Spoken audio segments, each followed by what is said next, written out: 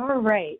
All right. So thank you again for joining us today. It is December 18th on 9 a.m. Central Time. My name is Rachel Wood, and I'm one of the nurse analysts with the Provider Outreach and Education team. Today, we're going to be talking about sedation for pain management injections, and I'll be reviewing a few different types of pain management injections. Mainly, I will only be talking about facet joint and epidural steroid injections today, and the use of sedation around these injections. So this is a topic that our medical review nurses actually receive frequent provider questions on. So that is why we wanted to bring this presentation to you today, try to answer some of your questions, see what maybe comes up as I go through our slides. So speaking of questions, if you do have any, my coworkers on the line today are my fellow nurses in Provider Outreach, Mary Sue and Jennifer. They're going to be monitoring and handling the chat as we go through our presentation today.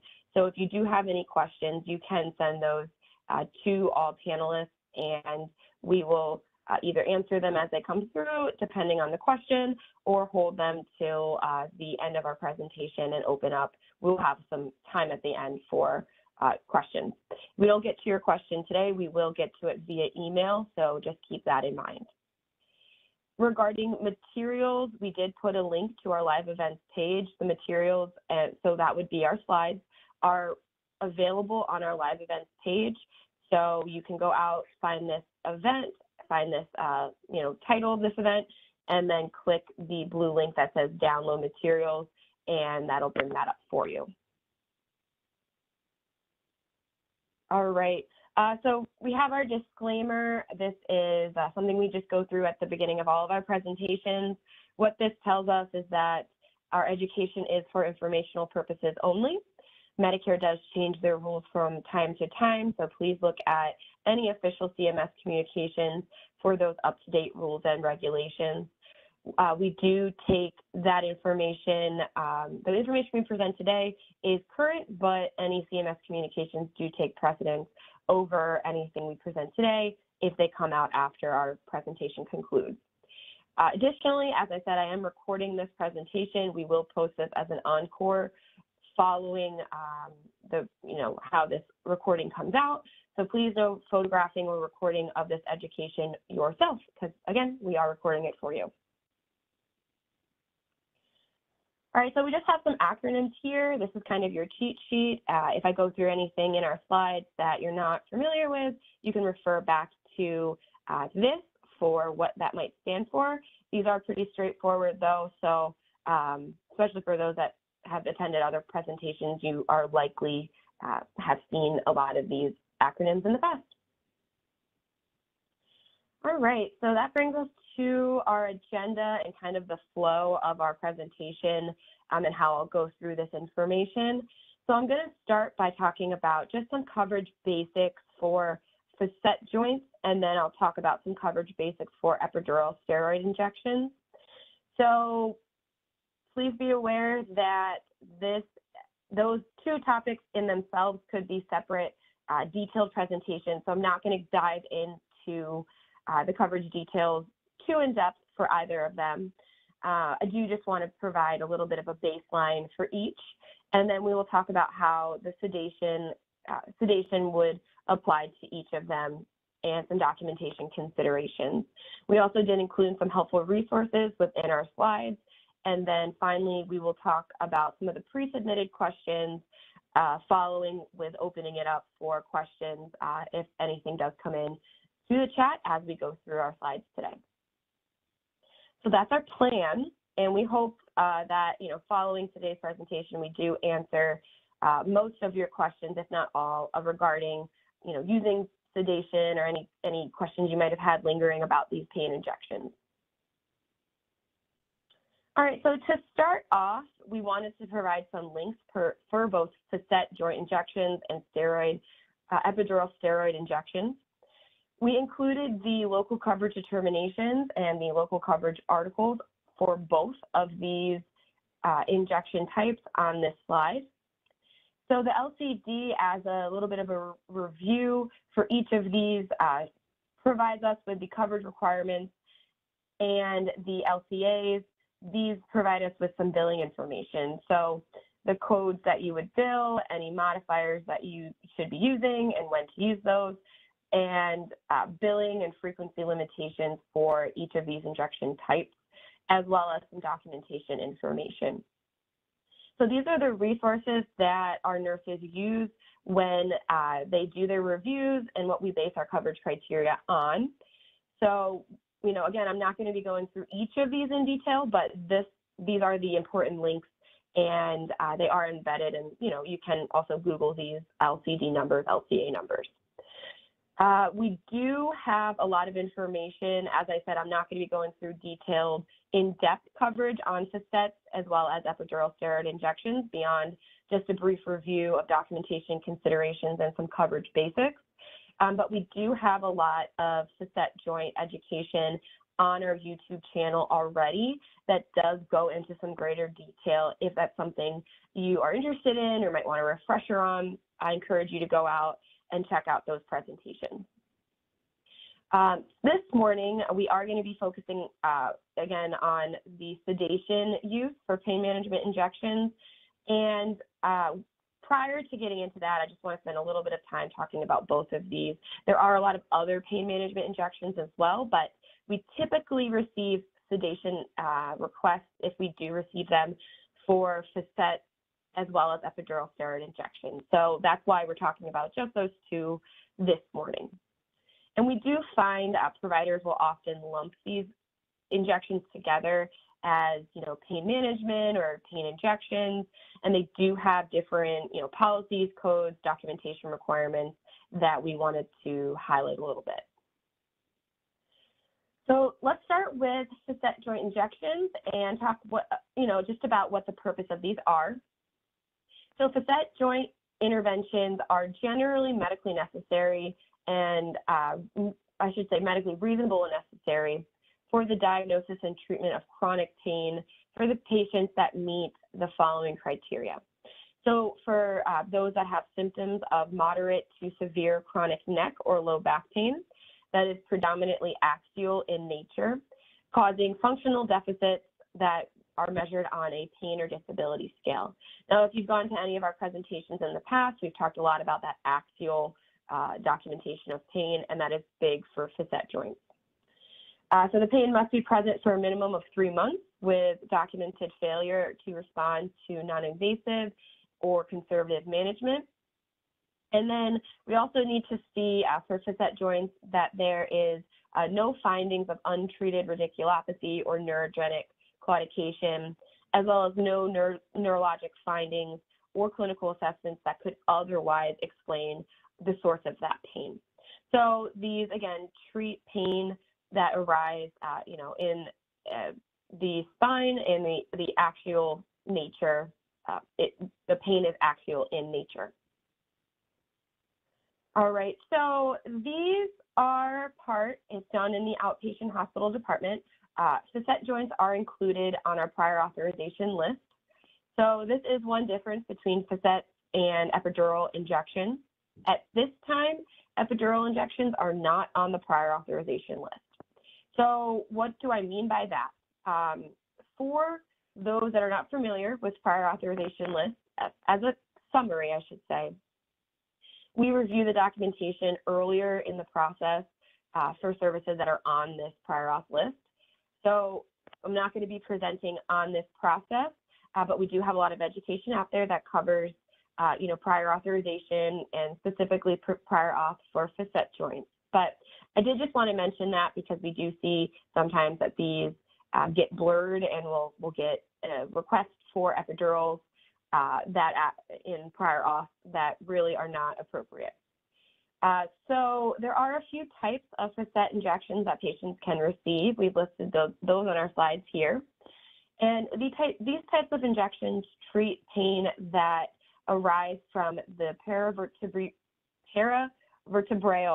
facet joint. And again, as I said, it's axial in nature.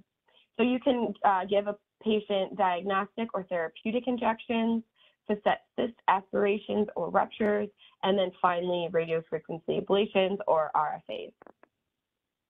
Regarding sedation for these injections, typically it would not be expected for patients to receive sedation for diagnostic or therapeutic facet injections. So we would typically this would not be something that we would approve. We would approve sedation for RFAs along with that supporting documentation. So I'll talk a little bit more about this as we get more into our slides, but I wanted to just mention that here. So very briefly, I want to talk about some items providers should include in their documentation for facet joints.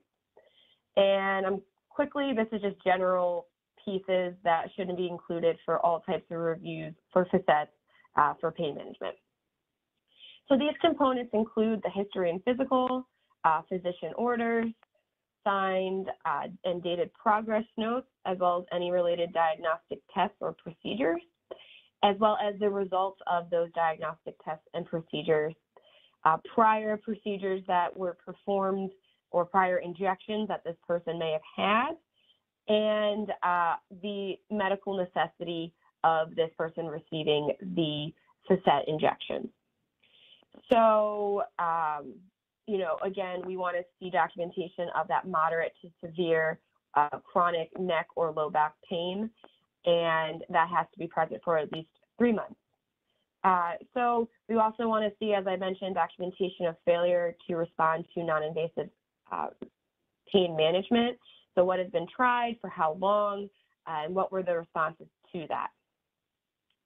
Regarding the sedation aspect and documentation related to that, we would expect providers to include the rationale if they feel providing sedation for you know, diagnostic or therapeutic injections is actually necessary for that individual patient. We do not have a list of what would be, you know, quote, acceptable examples for this, but, you know, that is really up to the provider, and it's going to be considered on a case-by-case basis by our medical review nurses, taking the entire clinical picture for that beneficiary into account. I do want to mention that having anxiety relating to the procedure is not something that we would consider to be a reasonable rationale to provide sedation. The expectation for those with maybe like a needle phobia or some anxiety relating to that would be that you know, patient anxieties are managed with oral medications around those injections. But remember, sedation for RFAs would be something that we would approve.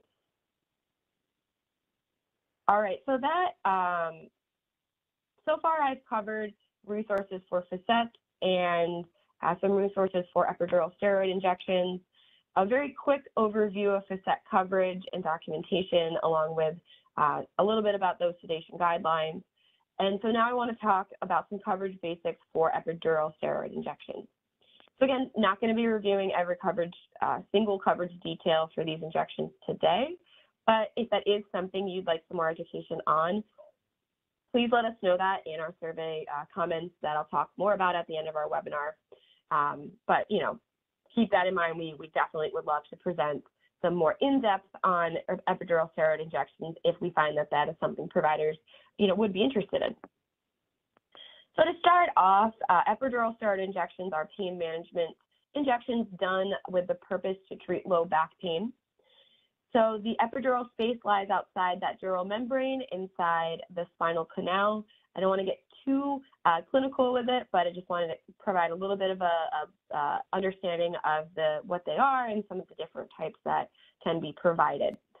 So steroid injections have been used as a non-surgical modality to treat low back as well as neck pain. These procedures typically involve the injection of a solution containing corticosteroids or an anesthetic into that epidural space, along with saline. Sometimes that could be included as well.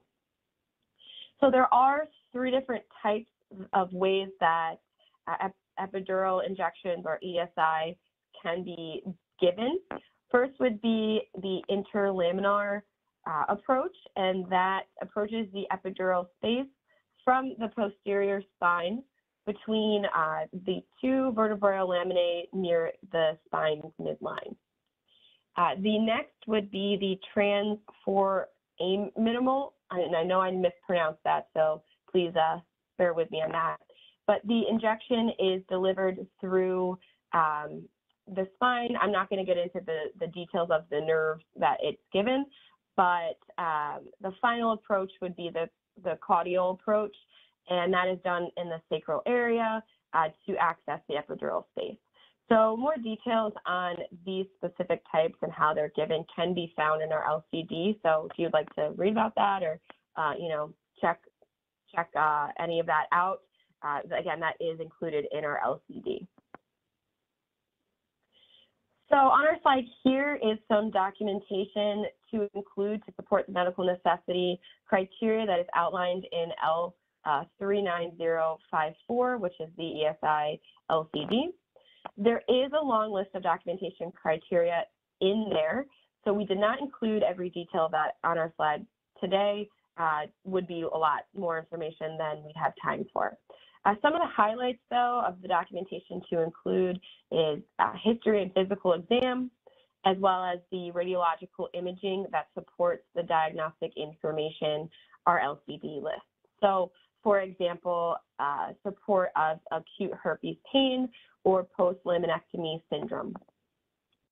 Include documentation of an objective pain scale that shows pain is present for at least 4 weeks, and if the person has failed non-invasive conservative interventions, just like those facets. But with another thing with epidurals, we want to see documentation of CT imaging that is done with contrast. So that is something, again, talked about in our LCD. Another thing to pay attention to is frequency limitations. Both injections do have frequency limitations that are listed. So just be mindful of those, that there is some coverage limitations in that we've outlined. So finally, for those repeat injections, our nurses want to see documentation of positive clinical response for anybody that is receiving more than one ESI injection. What happened with that first one and why are we providing more? As I said, the ESIs are not part of the prior auth list, that facets are. So we take a look at the documentation for these claims a little later, I would say, in the process. So we probably would look at those in the TPE or targeted probe and educate reviews versus facet in the outpatient hospital. We would look at it prior to the injections being provided. All right, so that brings us into talking about some of the different types of sedation that we might see with these pain injections. So again, I'm talking about facet and epidural steroid injections here. So when I say sedation, this can include various types, and we've included those on our slide. So first, we have moderate sedation. This would be a drug-induced depression of consciousness that the patient responds purposefully to verbal commands, either alone or accompanied by light tactile stimulation. No interventions are required with moderate sedation to maintain a patent airway, as well as the person is breathing on their own. Typically with moderate sedation, cardiovascular functioning is typically maintained. And then we have deep sedation, so this is a little bit obviously deeper than moderate sedation. Here, the person is also in a drug-induced depression, and during that, they cannot easily be aroused, but would respond purposefully following repeated or painful stimuli. Again, they may have the ability to breathe on their own, but it also may be impaired depending on the strength of that sedation. So they might need some assistance with that. Cardio functioning is something that is usually maintained with deep sedation. Next, we have general anesthesia. So this is that next step up. And this would be a loss of consciousness, drug-induced, which the patient is non-arousable and may have some impaired cardiorespiratory functioning that does require, outside support, various degrees of support. So with general anesthesia, patients are profoundly compromised and they don't exhibit, any movements on their own. And then finally, we have MAC or monitored anesthesia care. This is a little bit different than the like moderate sedation based off just the providers that are providing it. And there are various levels of sedation awareness and, you know, different medications that can be provided with the monitored anesthesia care. So billing of moderate or deep sedation, general anesthesia, or MAC, so monitored anesthesia care, during a pain management procedure other than radiofrequency ablation is something that we will typically deny. If a provider frequently reports these services, that is something that might trigger a focused medical review. And I'll talk a little bit more about, you know, using sedation and what maybe documentation we'd look at in our next couple slides. All right, so we've included on our slide here some information relating to sedation for pain management injections. This can also be found on our website, and I believe we have a link that we just put in for an article that talks more in depth about sedation for these types of injections. But so as I said, moderate or deep sedation, general anesthesia, or MAC is typically not something that is considered necessary to provide patients when performing these pain injections. Again, if done routinely, especially without any supporting clinical rationale, sedation for therapeutic or diagnostic facet injections, as well as epidural steroid injections, is typically something that is going to be denied. I mentioned this, but those with anxieties that relate to injections, some people do have needle phobias, we would expect that those are managed with oral anti-anxiety medications. Radiofrequency ablations are the exception, so you might use sedation for radiofrequency ablations, and that's a common question we do receive from providers. It is the provider responsibility to document and determine what qualifies the medical necessity rationale for unique and exceptional circumstances to use sedation. So we will review each case for the need for that individual patient. For that reason, we do not have any specific examples of what would qualify as unique or exceptional, since those can vary, you know, based on the clinical history, past medical history, and so on for each patient. Individual consideration, though, may be given on redetermination, so in the appeals process for any of those rare, unique clinical situations. All right, so I want to talk a little bit about some documentation considerations for pain injections.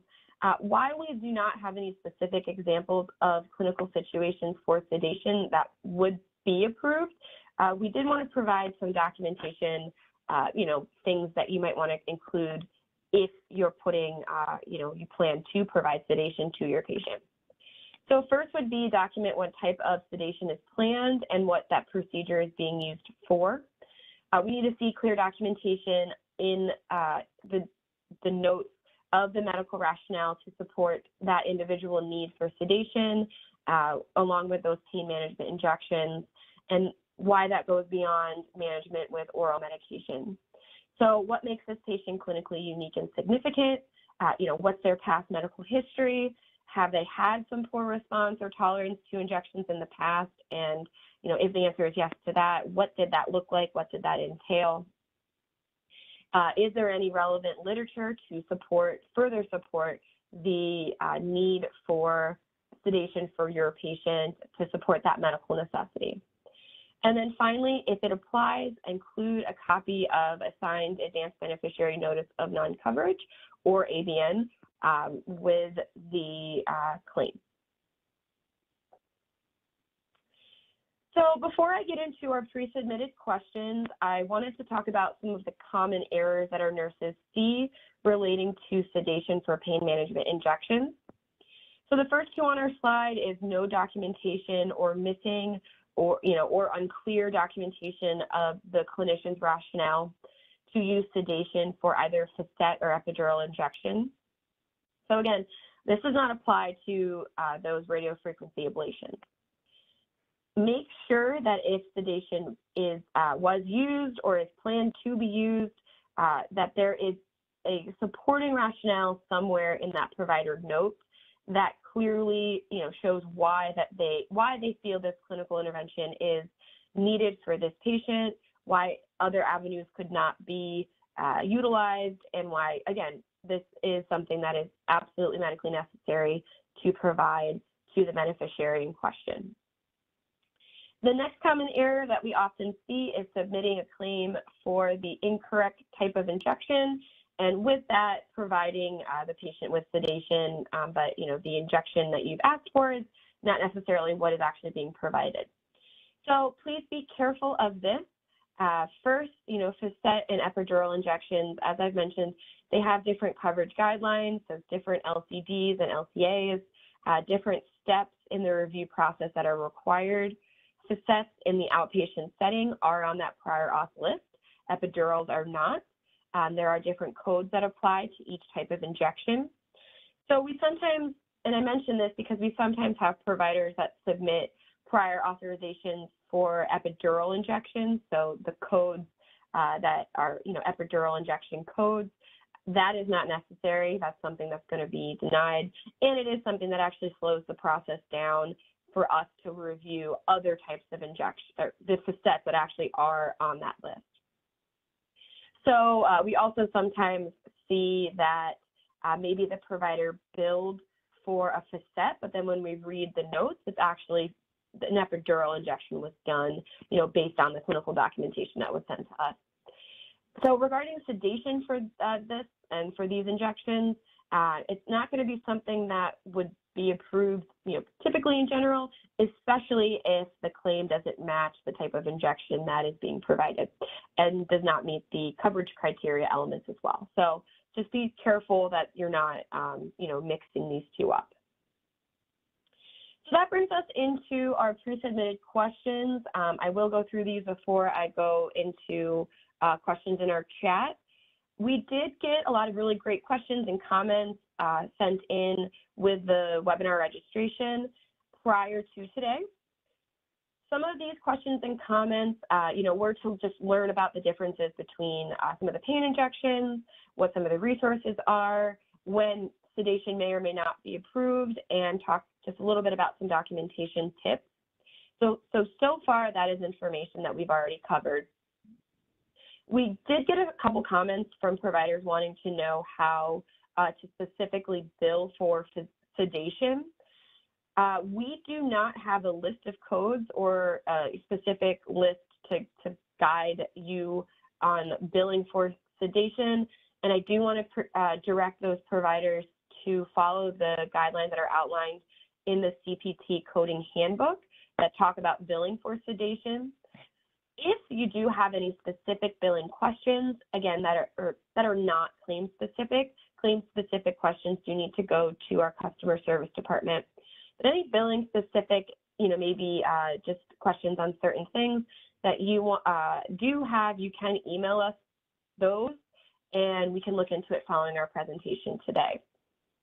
So on to pre-submitted questions that we got. So the first one that I want to read to you all, what is the best way to avoid denials if injections are done because the patient was admitted to the hospital?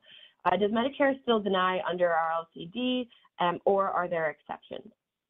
So the best way to avoid denials for pain injections, would be to follow those documentation and billing guidelines that are in the LCDs for both facet and epidural injections.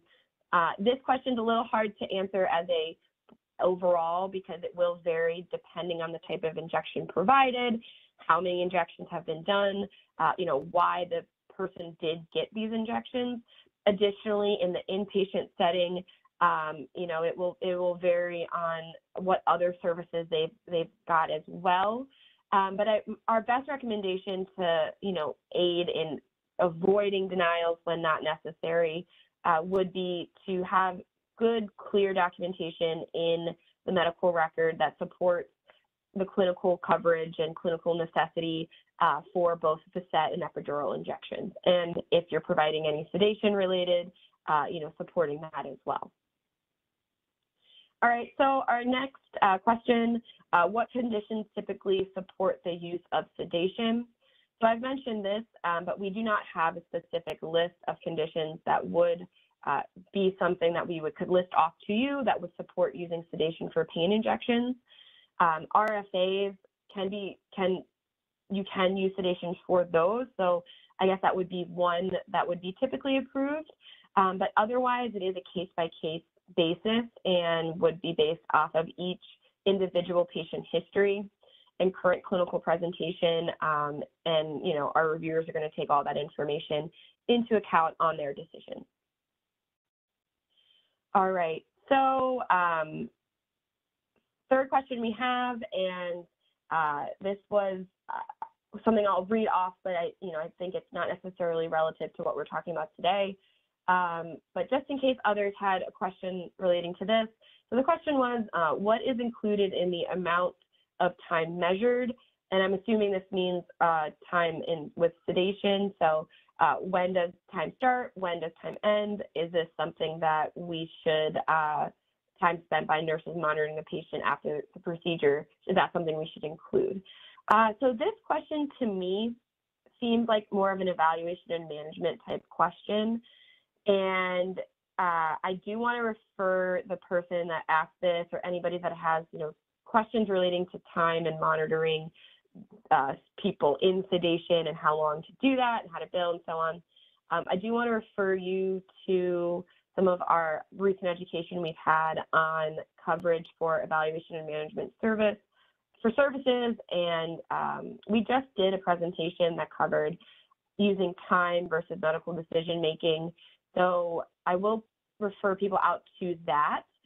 It is posted on our YouTube channel as an encore presentation. And we also in our chat can include a link to the encore page that has those encore presentations listed as well. So again, this is not really something we're covering today, but I did just want to address it in case anybody else had any similar thoughts or questions. And then our final pre-submitted question, and then we will open it up to questions that are in our chat. But the final question is, will sedation need authorization? So sedation itself is not on the prior authorization list. So if you're talking about facet joint injections here in the outpatient setting, I'm assuming this person likely was. I would recommend, though, that you include that information if you plan to provide sedation for your beneficiary. Include that on your prior auth cover sheet. Again, we're not authorizing sedation with prior authorization, but it is something that you likely should include. Additionally, if you plan to give that with an RFA, include that information as well. If we're talking now, though, about epidural steroid injections or facets that are done in other settings other than the hospital outpatient department, these would not require prior authorization, so you do not have to, so no authorization would not be needed for sedation and those injections as well. All right, and so with that, we just have a couple of links to our good resources, again, the LCD, LCAs, and link to that Anesthesia for Pain Management article and some information on prior auth for facet joints as some resources for you. So with that, I want to pause and see if we have any questions that have come into the chat. Hi, Rachel. We have one question. It says, is the use of an ABN appropriate for patients that choose sedation for ESIs and or facet injections? So that's a good question. An ABN can be provided in cases that you have reason to believe, Medicare is not going to cover the service. So if we never pay if we never pay for a service, just kind of as a review, then it's not something that you need to provide. An ABN would not be necessary. But if we sometimes pay, then an ABN would be something we would suggest. So in the use of sedation for pain injections, it's typically something that we're going to deny, and it's not something that based off of the coverage guidelines and the article that we have information out there on, something that we would not expect to cover. So in that aspect, it's kind of on the provider's judgment to educate the patient. But yeah, I would say that it's not something that we sometimes will, sometimes won't cover. It really is more of an exception situation.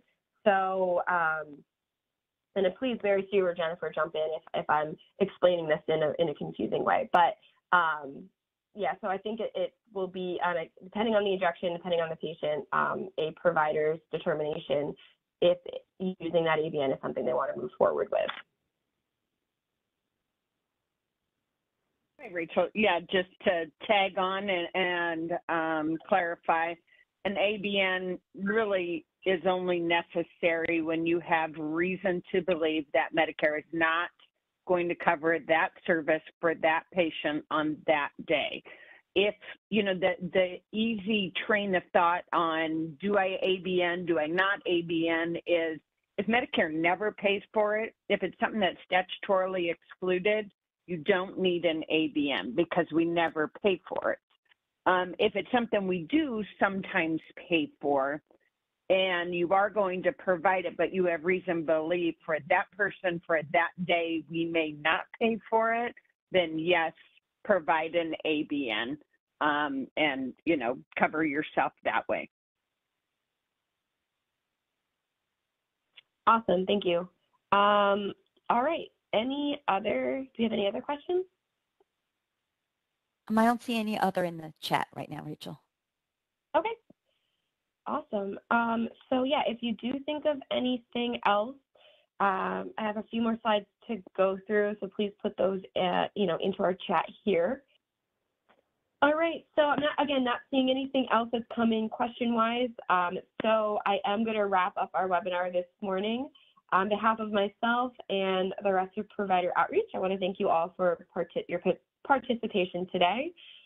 We look forward to reading those survey comments and hope to have you join us in future events. We are in kind of that holiday week, so I hope people are enjoying getting themselves all set and kind of embracing the chaos that kind of comes along with this time of year. So with that, again, thank you for attending, and you may now disconnect.